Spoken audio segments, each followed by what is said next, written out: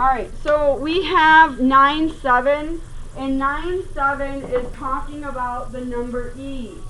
Now most of you probably would say, well, E is a letter. Well, it is a letter, but in math it is also a number.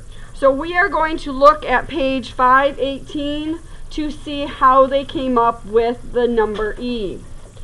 I will tell you, if you want to write this down, write it down later. I don't believe you need all of this, but if you feel you need all of it, you can write it down later. So what they did is they started with your interest, where your interest is P times your 1 plus R over N to the NT. And they said, well, let's say that your rate is going to be $1 or 1, and your N is also going to be 1 for annually. And they wanted to see what happens every time they changed the N. So that's $2. Semi-annually, that's twice a year, so that would be 2. So that would be $2.25. Quarterly is 4 times a year, so when you put a 4 in for N, you get $2.44. Monthly is 12 times a year, so you have 1 plus your 1 over 12 to the 12, gives you $2. Daily is 365, so 365 times a year you're getting interest. Remember, that's compounded daily. Compounded hourly is you have 8,760 hours in a year. And then seconds is you have 31,536 seconds in a year.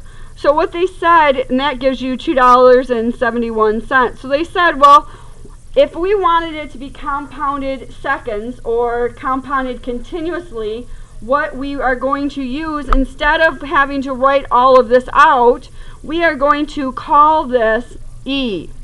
So E actually, just like pi, is a non-repeating decimal right there.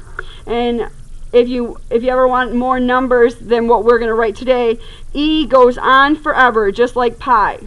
And that's what E always represents. So E is now another number you have to know, just like you've always known pi.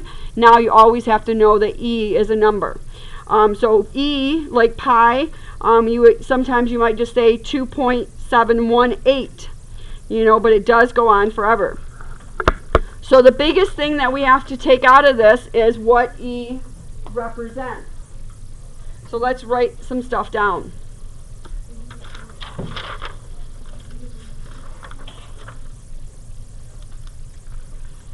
All right.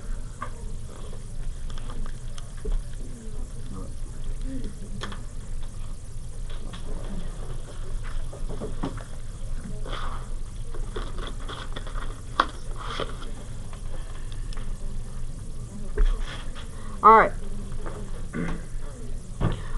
So, one question. not right now. So we have E. We know that compounding continuously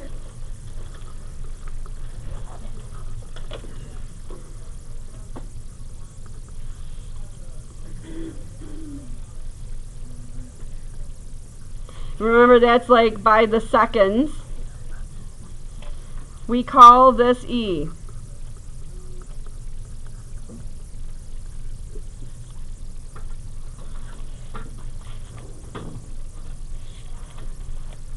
Yep.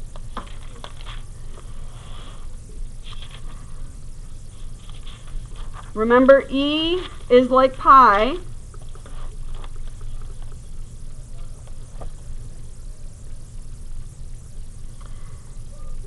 It is an infinitively non-repeating decimal.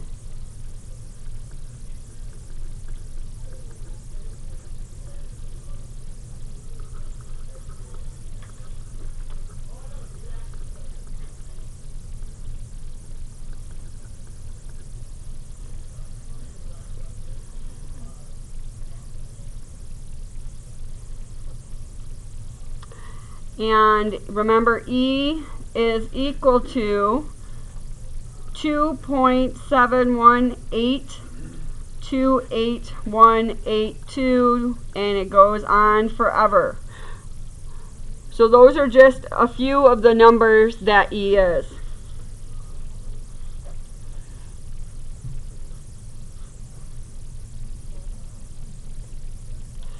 So one of the times you use E is when you're compounding continuously interest.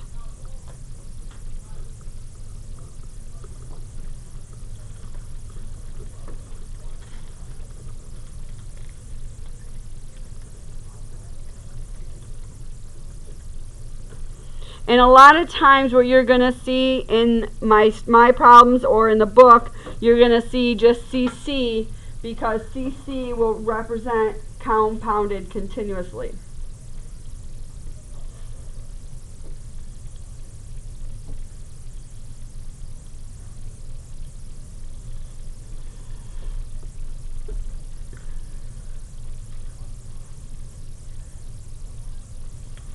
All right.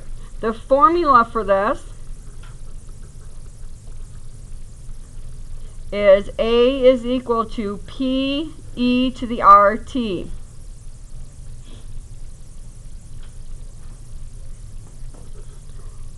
A is the amount after T years. R is the rate, and if it's decay or you're losing or it's a loss, it will be negative.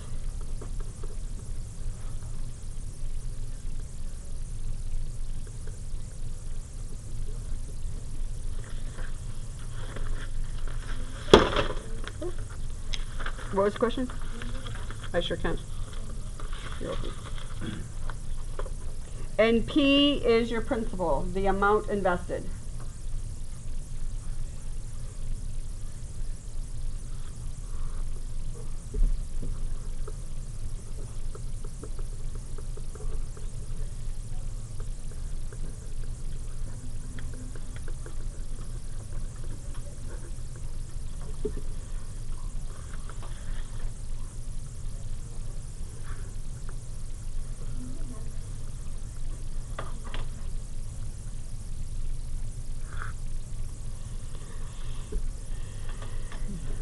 All right, example 1.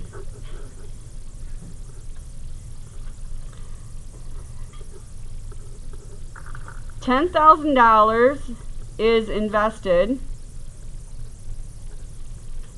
at 9% compounded continuously.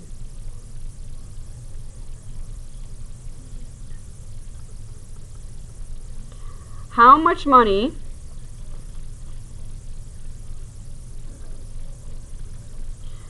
will you have after 25 years?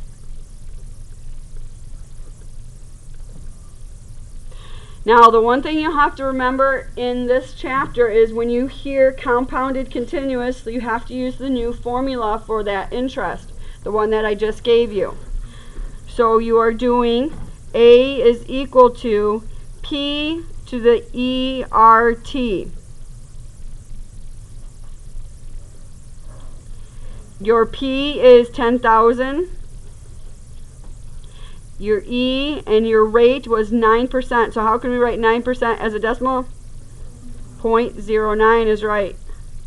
And time is 25 years. When you put this into your calculator, the first thing I need to let you know is we'll put in our 10,000. I need to bring that down.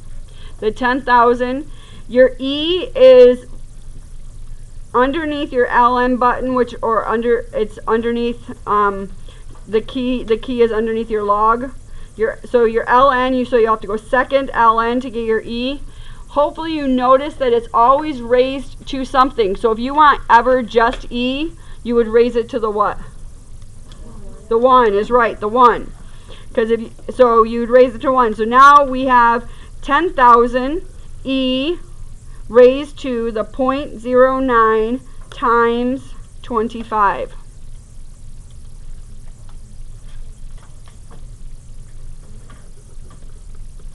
So your A equals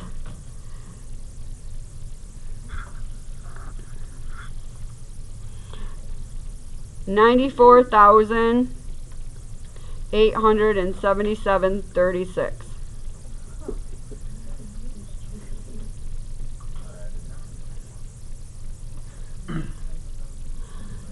Your purge is a kind of shampoo. Yeah. Age of the shampoo. So make sure you go through and put parentheses around this.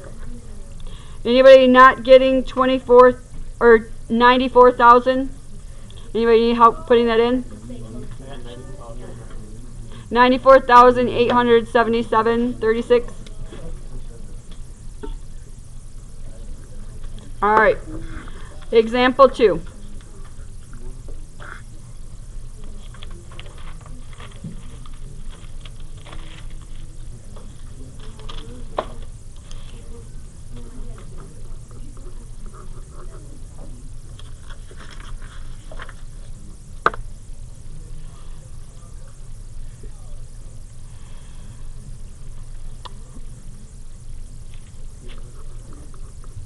So after 20 years, invested at 7% compounded continuously, a person has $6,082.80.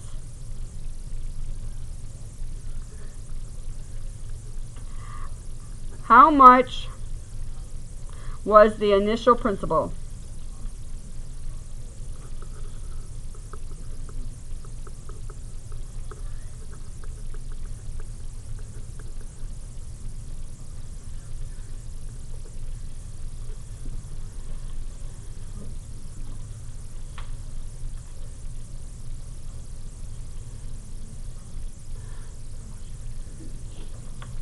Alright, so we're still using the same formula. A equals P e to the RT. And it says the initial principal. What is the initial principal? So what in the formula represents the initial principal? P. So that's what we're going to be solving for is P. So let's plug in all the other numbers. So A is 6,082.80. P is what we don't know. E is the letter or the number E. So then we have R is our rate, 7%. So we have 0.07. And T is time, which is 20 years.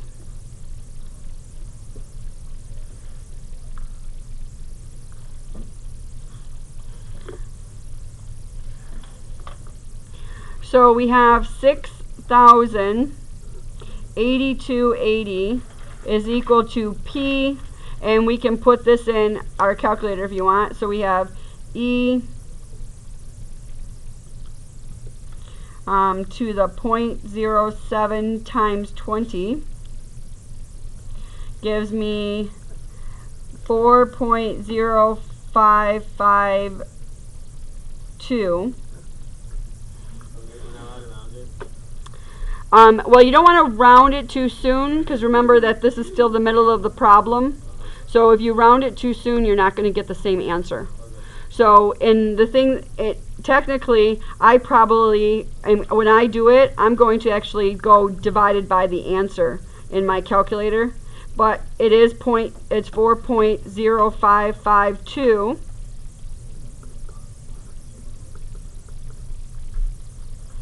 So I'm going to go 6,082.80 divided by my answer. So I get P is equal to 1,500.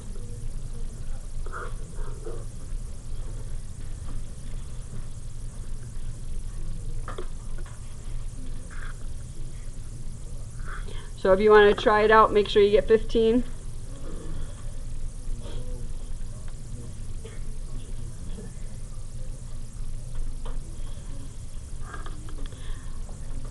Anybody not get 1,500 that needs help? Alright, last example. Example 3. The question is, at what rate of interest compounded continuously would you have to invest your money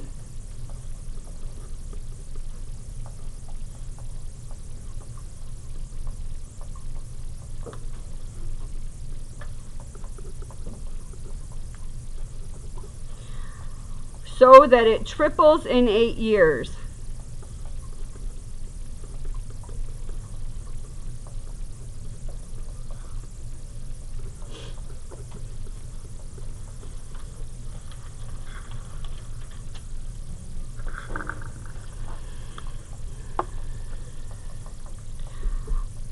Since it's compounded continuously, remember, it starts with A is equal to P e to the RT.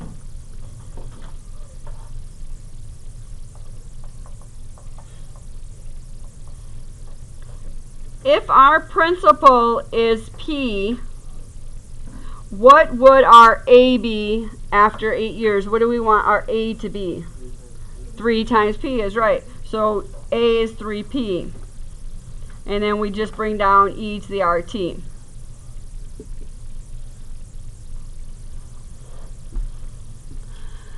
Since P is a number, we can divide by P. And we get 3 is equal to e to the RT.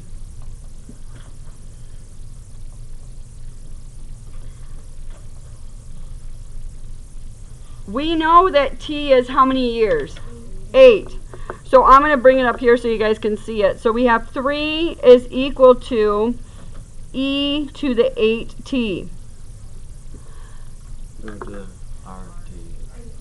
R8. Yeah. Oh, 8R, sorry. Or R, yeah, R8 or 8, yeah, thank you. 8R. So, we're looking for that R, we're looking for the rate. Now, we have a variable in our exponent. Up until this section, we can, and we still can, do it that way. What would we do to both sides? We'd log it. Well, you can take the log of both sides and you're going to get the exact same answer, and I'm going to show you that you're going to get the same answer after I do it another way too. Would the R drop down if you took the log? Yes, the 8R would. And it's still going to, but do you guys all see your LN button? And did you ever wonder what your LN is? This is called the natural log. So, and I will tell you that ln and e are reciprocals. So the first thing I want you to do is I want you to take ln and put that into your calculator and put e with it and raise that to the 1, because remember, to get e by itself you would put it to the 1, and you're going to get 1 because they're reciprocals of each other.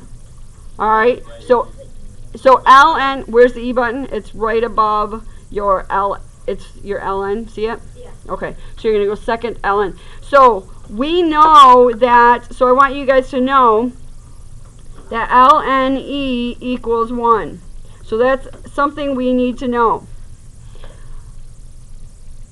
So if you ever have e, what they are going to do in your book and stuff like that is they're actually going to take the ln of both sides. Now ln is still a log. So you're going to take ln3 is equal to 8r is going to drop down just like before, ln e. But now at this point we know that ln e equals what?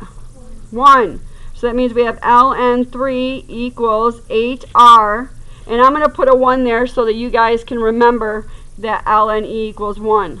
You don't have to have that 1, but I'm going to put it there just so you can remember later on. So then I simply divide by 8.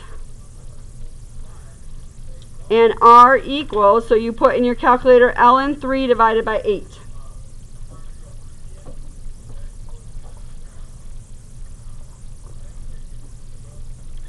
Did you get 0.137? What percentage is that? 13.7% is right.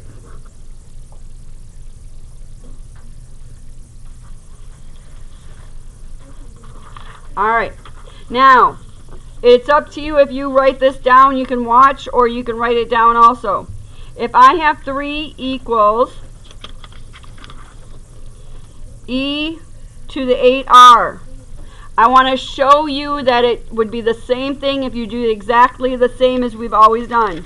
Take the log of both sides. So I have log 3 is equal to log e 8r. We drop the 8r down. We have log 3 is equal to 8r log e. But now log e is not 1, so we have to divide by log e.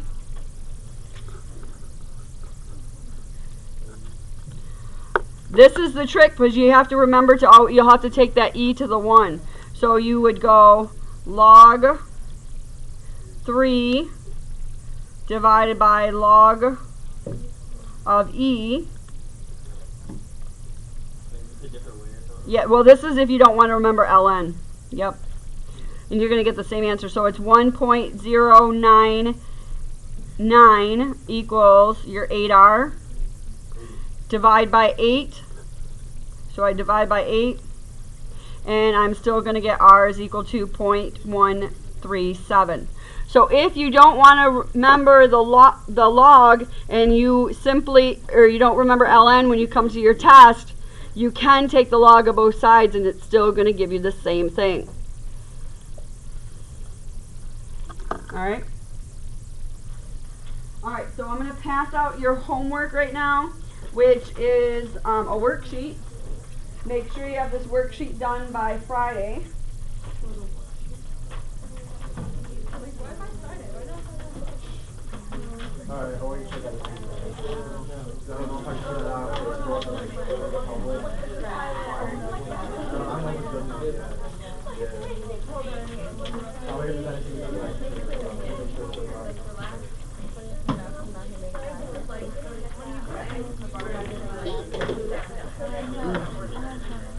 This is funny when you get the party together.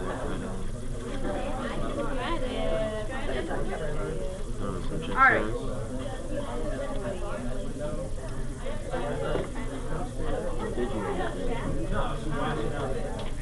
Alright. Eyes and ears, ladies and gentlemen. My last thing I need to say so I can quit this recording. So I need all eyes and ears so I can say my last thing. So, it says the first one, it says that if $100 is invested at 8%, what period of compounding is most like compounding continuously? And so the biggest thing is, what is compounding continuously? It was seconds, right? So which one is closest to seconds? Weekly is the closest. So that would be your answer, would be B. The next thing I want to make sure you guys see is if it says, like here, it says investment A is compounded quarterly, you still have to use that other formula. So for investment A, you would use A is equal to your P times 1 plus R over N to the NT. And then B is compounded continuously. What formula are you going to use for B? A equals PERT. Yep, P E to the RT. So you will have to use two different formulas when you are doing your interest and this is how you'll have to do it for the rest of the chapter when you're talking about those. Questions? All right. Hopefully you see that 9-7 is the front worksheet. The back worksheet is a review from 9-1 to 9-6. Your test of chapter 9 right now sits on Thursday of next week. So just so you know, that's where it sits. Yes, so the 15th. I will also tell you that we will be reviewing Monday, Tuesday of next week, and then we'll have that test on Thursday. All right? All right.